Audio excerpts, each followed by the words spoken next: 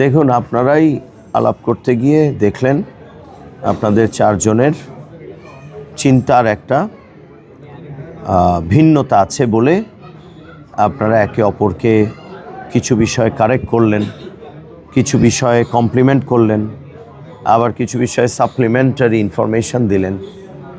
এটার নামই হচ্ছে গণতন্ত্র, এটার নামই হলো সহনশীলতা।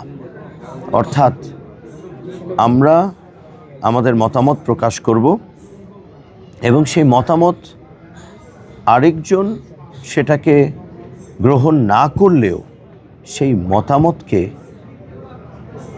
উবিয়ে দেবে না, উড়িয়ে দেবে না। আপনারা এসেনশিয়ালি যে আলাপটা করছেন সেটা হলো আপনার মতামত যদি তথ্যভিত্তিক হয়, বাস্তবতার নিরিখে আপনার মতামত অর্থাৎ নিউজ সেটা যদি আপনি প্রচার করেন, তাহলে আপনি লিগালি এবং আপনি এথিক্যালি তার সেই নিউজকে অথবা সেই মতামতটাকে অথবা সেই তথ্যটাকে আপনি দাবিয়ে রাখতে পারেন না।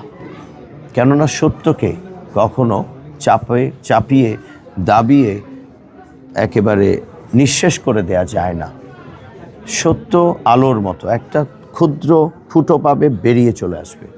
অতএব আপনাদের যে চাওয়া, আপনাদের যে গণমাধ্যম কর্মী হিসেবে, স্বাধীন চেতা গণমাধ্যম কর্মী হিসেবে আপনারা যেভাবে আপনাদের বক্তব্য উপস্থাপন করতে চান এবং সেখানে কণ্ঠরোধ না করবার জন্য যুগ যুগ ধরে আপনাদের যে দাবি, সেই দাবির সাথে আইডিয়ালি কেউ, আমার মতো কেউ দ্বিমত করবার কোনো সুযোগই নাই। বরঞ্চ আমি এভাবে বলতে চাই যে আপনার সাথে আমার অথবা অন্যের দ্বিমত হতে পারে, কিন্তু আপনার ওই মত যেন আপনি প্রকাশ করতে পারেন, সেটার জন্য আমি যুদ্ধ করতে পারবো। যেই মত আপনি প্রকাশ করতে চাচ্ছেন সেটার সাথে আমার দ্বিমত থাকলেও আমি চাই আপনার মত প্রকাশে কোনো বাধা থাকতে পারবে না।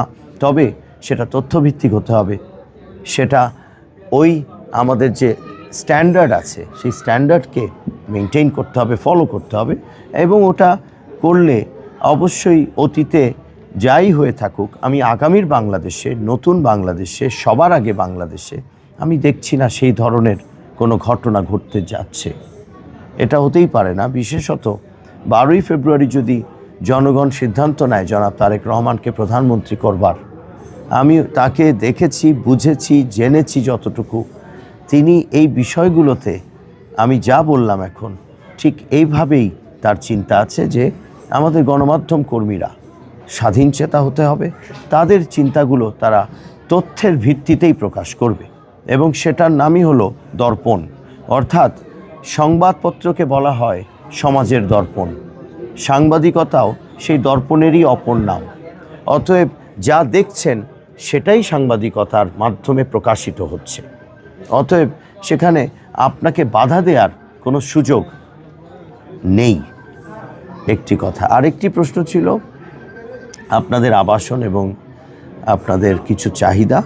আমি সেই জায়গায় কোথায় যেতে পারবো সেটা জানি না, কোথায় আছি এখনও সেটাও ভালো করে জানি না। আমি শুধু সংগ্রাম করছি এই অর্থে যে আমি মানুষের চাওয়াগুলোর কণ্ঠস্বর হবার একটা সংগ্রামে আছি।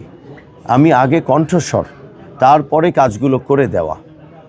কণ্ঠস্বর আপনার আর আমার অভিন্ন, হওয়ার ব্যাপারটা কিন্তু সময় বলে দেবে। কেননা সেটার আসলেই কি ক্ষমতা আমার বা আর কারো আছে কি না, সেটা এই মুহূর্তে আমার মনে হয় না আমরা কেউ নির্ধারণ করতে পারছি বা পারবো। কিন্তু আপনাদের যে কণ্ঠ, সেই কণ্ঠের সাথে আমি অবশ্যই একমত পোষণ করি যে আপনাদের চাওয়াগুলো, এটা তো যৌক্তিক চাওয়া। অতএব ইনশাআল্লাহ আমি বিশ্বাস করি 12ই ফেব্রুয়ারির পরে যদি আমার কোনো জায়গা থেকে এই বিষয়ে সহযোগিতা করবার ন্যূনতম কোনো সুযোগ থাকে, আমি সেটা অবশ্যই করব।